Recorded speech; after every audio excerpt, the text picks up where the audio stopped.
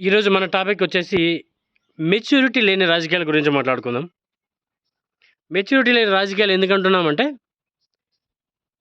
రాజకీయాలు స్టార్టింగ్ ఎలా ఉన్నాయంటే, ఒక సర్వీస్ ఓరియెంటెడ్ అనమాట. సేవా దృక్పథంతో చేసేవి రాజకీయాలు.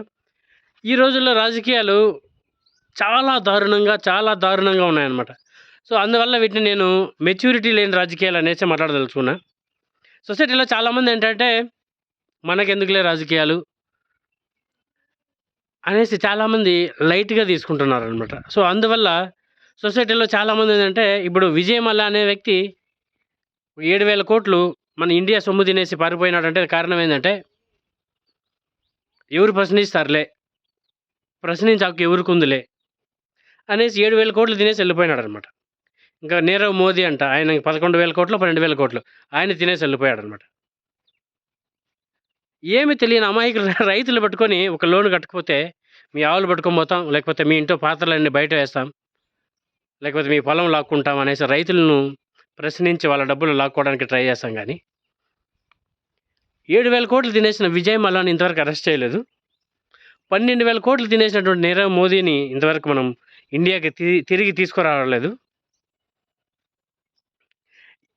ఇలా మన రాజకీయాలు ఉన్నాయి కాబట్టి, అందువల్ల వీటిని నేను మెచ్యూరిటీ లేని రాజకీయాలు అనేసి ఒక సింపుల్ కొటేషన్‌తో చెప్పినా.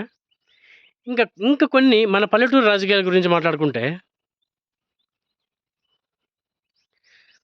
ఒక పెద్ద కుర్చీలోన కూర్చున్న వ్యక్తి అతను చెప్పిన మాటలేందంటే, పసుపు చీర కట్టుకున్న వ్యక్తి టీడీపీ అని, లేకపోతే బ్లూ షర్టులు, బ్లూ శారీలేసుకున్న వ్యక్తి ఇంకొక పార్టీలని సంబోధించే ఒక ఒక మంచి హోదాలో ఉన్న వ్యక్తి, ఒక రాష్ట్రానికి పెద్దగా ఉన్న వ్యక్తి అలాంటి మాటలు మాట్లాడుతుంటే, సో, వీటిని మనం ఏం రాజకీయాలని మాట్లాడుకోవాలో మీరే చెప్పండి.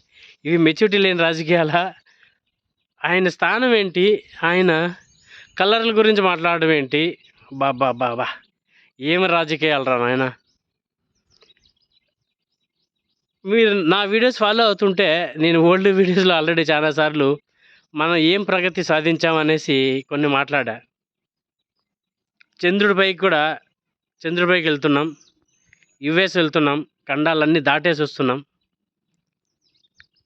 ఈరోజు కూడా మన పల్లెటూరుల్లో నీళ్ళ సమస్యలే ఉన్నాయి. రోడ్ల సమస్యలే ఉన్నాయి. విద్యుత్ దీపాల సమస్యలే ఉన్నాయి. ఇన్ని సమస్యలు పెట్టుకొనేసి మన కామెంట్లు చూస్తే, పసుపు చీర కట్టుకుంటే, పసుపు షర్ట్ ఏసుకుంటే టీడీపీ వాళ్ళని, బ్లూ శారీలు, బ్లూ షర్ట్‌లేసుకుంటే వైఎస్ఆర్‌సీపీ వాళ్ళని, మెచ్యూరిటీ లేని, పరిపక్వతం లేని మాటలు, వ్యాఖ్యానాలు చేసుకుంటా రాష్ట్రాన్ని ఎక్కడికో తీసుకెళ్ళిపోయినామనమాట. అది కాకుండా వీళ్ళని సపోర్ట్ చేసే వ్యక్తులు మనం ఏమనాలి? ఈ పొలిటికల్ స్టంట్స్ అంటాము. నిన్న ఒక వ్యక్తి ఎక్కడో వెళ్తే మోకాళ్ళ పైన కూర్చొని దండాలు పెడుతున్నారు. అందుకే చదువుకోవాలిరా నాయనా, చదువుకోవాలిరా. మీ తప్పేంటి, ఒప్పేంటి తెలుస్తుంది. రాష్ట్రంలో ఏం జరుగుతుందో తెలుస్తుంది. నేనేమనుకున్నానంటే 2, 3 తరాల జనరేషన్‌లు ఖాళీ చేస్తే, వచ్చే జనరేషన్ స్ట్రాంగ్‌గా ఉంటుందనుకున్నా. బట్ నా అంచనాలు తారుమారు చేసి, ఎక్కడో చోట ఈ చదువుకోలేనోళ్ళు చాలామంది ఉండడం వల్ల ఈ జనరేషన్ అలానే కంటిన్యూ అయిపోతుంది. ఇంకా ఎన్ని జనరేషన్లు మారినా కానీ ప్రపంచం ముందుకైతే వెళ్ళేది ఉండడు.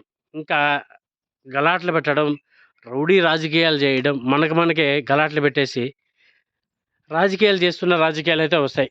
జనరేషన్లు అయితే మారినా కానీ ప్రపంచం మారదు అనేసి నేనైతే గమనించా. ఇంకా పల్లెటూరు రాజకీయాల గురించి మాట్లాడుకుందాం. ఈ వీడియో పెట్టడానికి మెయిన్ కారణం ఏంటంటే పల్లెటూరు రాజకీయాలు. ఒక వ్యక్తి అన్నాడంట రీసెంట్‌గా, వాళ్ళు వైఎస్ఆర్‌సీపీ వాళ్ళు కదా! వాళ్ళు టీడీపీ వాళ్ళు కదా! వాళ్ళు టీడీపీ వాళ్ళతో ఏం మాటలుంటాయి మీకు అనేసి ఒక వ్యక్తి, పెద్ద రాజకీయ నాయకుడు అనిపించుకున్న వ్యక్తి చెప్పాడంట. అదేంటంటే మా ఊర్లో రాజకీయం అది. మా ఊర్లో నేను ఎందుకంటే కన్‌ఫ్యూజ్ లేకని చెప్పేసాను డైరెక్ట్‌గా. మా ఊర్లో ఒకాయన చెప్పాడంట, "వాళ్ళు టీడీపీ వాళ్ళు కదా! నువ్వు వాళ్ళతో ఎందుకు మాట్లాడుతున్నావు?" అనేసి చెప్పాడంట. అంటే టీడీపీ వాళ్ళకి సపరేట్ గాలి, వైసీపీ వాళ్ళకి సపరేట్ నీరు, గాలి ఏమన్నా ఉన్నాయా? రాజకీయం అంటే సేవ చేయి. నువ్వు రాజకీయ నాయకుడు అంటే ఎలా ఉండాలి? ఏ పార్టీ వాళ్ళని నీ వెనకంటే రావాలి. ఏ వ్యక్తి అయినా నీ వెనకంటే రావాలి. ఆయనొచ్చేసి పార్టీ మారాడనమాట రీసెంట్‌గా. పార్టీ మారింది ఆయన వెనకంటే ఇద్దరు ముగ్గురే. ఆయన పెద్ద రాజకీయ నాయకుడు. ఆయన వెనకంటే ఉన్నది ఇద్దరు ముగ్గురే అనమాట. ఆ! నువ్వు నిజమైన నాయకుడైతే నిన్ను నమ్ముకున్న వాళ్ళు వందల కుటుంబాలు నీ వెనకంటే వచ్చి వెళ్ళిండాలి. సో, అలా అంటే నువ్వు ముగ్గురిని నువ్వు పార్టీలో వెళ్ళేటప్పుడు తీసుకెళ్ళావంటే నువ్వు ఎంత నాయకుడో తెలుస్తుందనమాట. ఇంకా ఏంటంటే పల్లెటూర్లు ఎలా ఉంటాయంటే పాపం వాళ్ళ పార్టీ వాళ్ళైతే వాళ్ళ పార్టీ వాళ్ళకి మాత్రమే పనులు చేయడం అనమాట. వాళ్ళు వేరే పార్టీరా వాళ్ళకి పింఛన్ లాగేసేయి. గవర్నమెంట్ పథకం వద్దు. Ration card తీసేసేయి. గవర్నమెంట్ నుంచి ఎలాంటి లబ్ధి పొందొద్దు అనేసి ఇలాంటి మెచ్యూర్డ్ లేని రాజకీయాలన్నీ చేస్తున్నారనమాట. కొన్ని నిజాలు మాట్లాడుకుందాం.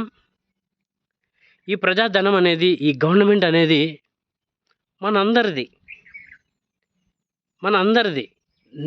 ఏ రాజకీయ నాయకుడు కూడా వాళ్ళ సొంత డబ్బులు పెట్టరు. ఒకవేళ వాళ్ళు 10,00,000 ఇన్వెస్ట్ చేస్తే నెక్స్ట్ ఇయర్ దాన్ని 20,00,000 ఎలా చేయాలి?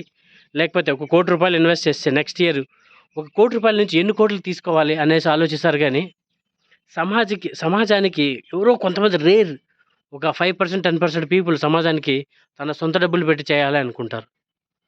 మిగతా వాళ్ళందరూ ₹10 ఇన్వెస్ట్ చేసి ₹100 ఎలా లాగాలి అనేసి ఆలోచిస్తారనమాట. నీ డబ్బులేమైనా ఈ గవర్నమెంట్‌కి పెట్టి నీ డబ్బులు నీ పాకెట్ నుంచి జనాలకు చేస్తుంటే నువ్వు ఫీల్ అవ్వాలి.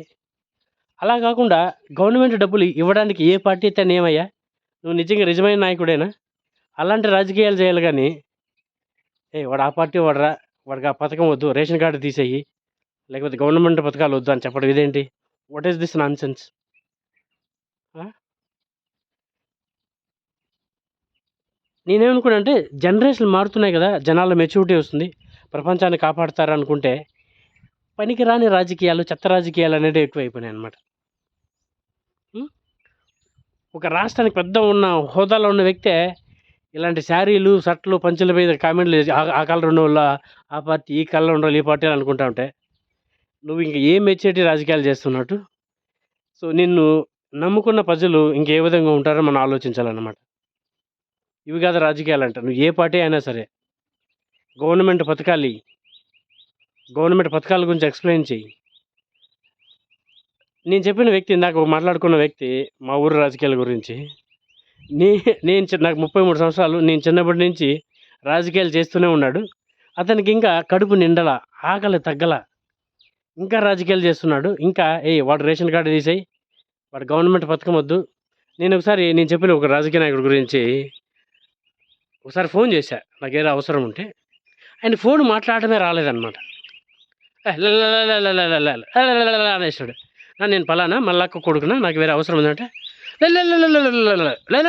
అనేసి కరెక్ట్‌గా జస్ట్ ఒక్క నిమిషం కూడా మాట్లాడలా. ఆయన రాజకీయ నాయకుడంట.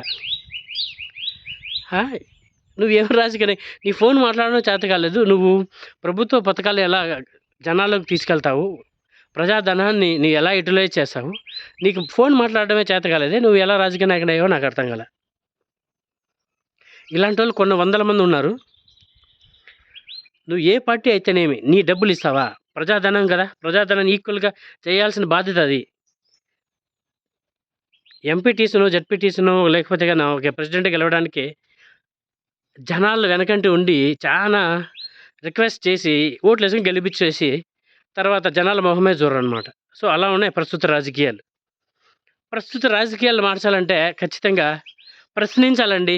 ఇప్పుడు ఒక దగ్గరలో గవర్నమెంట్ రాబోతుంది.